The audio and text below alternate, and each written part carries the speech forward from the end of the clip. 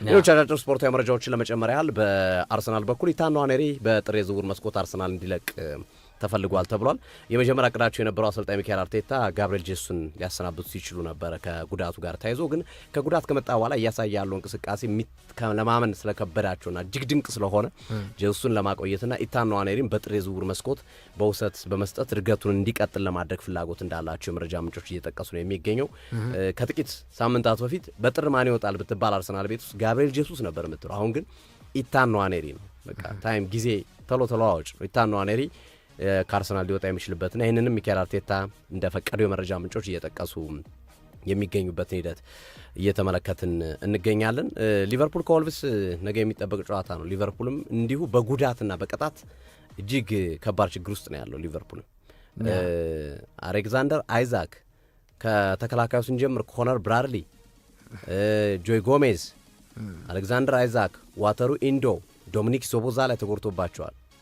ማኑት ቅጣት ነው ዶሚኒክ ዞቦዛ ላይ።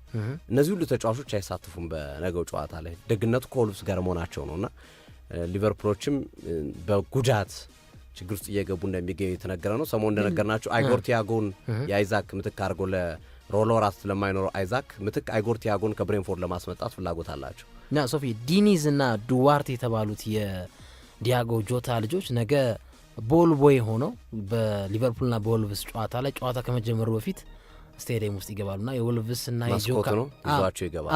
እንደዛ ሆኖ ይገባሉና ይሄ ትልቅ ሚሞሪያል ነው ብዬ አስባለሁ። ጆታ ባይኖርም ግን ባለቤቱ ሩቴ ትገኛለች፣ ሩቴ አለች ተብሏል።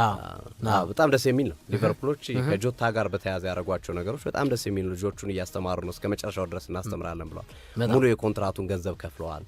አሁን ደግሞ ሪስፔክት ባደረገ መንገድ ያው ለሁለቱም ቡድኖች ስለተጫወተ ሁለቱም ልጆቹ ማስኮቱ ነው የሊቨርፑልና የወልቭስ ጨዋታ ላይ በሊቨርፑል ተጫዋቾች በኩል ወደ ሜዳ ይዟቸው የሚገቡ ይሆናል። አንፊልድ ላይ ሊቨርፑል ከወልቭስ የሚያደርጉት ጨዋታ ካፍ በጣም ነው ያረካኝ። ሶፊ ምን ነው ካፍ ምን አረገ? ግብጽ እንቀጣለኝ እኮ ምን አረገች? ግብጽ ለሚዲያ አልሰጥም መግለጫ ምናምን ብለው ብሔራዊ ቡድኑ ትንሽ ጎረሩ አቀመሰልኝ $5,000 እና ዛሬም ከደቡብ አፍሪካ ጋር የኪስ ገንዘብ ቢሆንስ እንዴ አይደለም ቢሆንም አይ አፍሪካ ሁሉም አፍሪካ ላይ ነው ስለቀላ ምን ስላልክ አይደለም እኮና የግብጽ ብሔራዊ ቡድን መግለጫ አልሰጥም ለሚዲያ በሚል ዛሬም ይሄ ነገር የሚደገም ከሆነ ከደቡብ አፍሪካ ጋር ዛሬ 12:30 ወይ 12 ሰዓት ጌም አላቸውና ይሄንን ተግባር የምትደግሙ ከሆነ ዛሬም እንቀጣለን ብለዋል።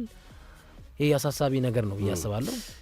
እንመለስበታለን። አፍሪካ ትንሽ በኋላ ላይ ማታም አለን ኒውካስል ከማንቸስተር ዩናይትድ። ቀደም ብለንም እንግዲህ ከቻልን የግብጽና የደቡብ አፍሪካን ጨዋታ ለማስተላለፍ ጥረት እናደርጋለን።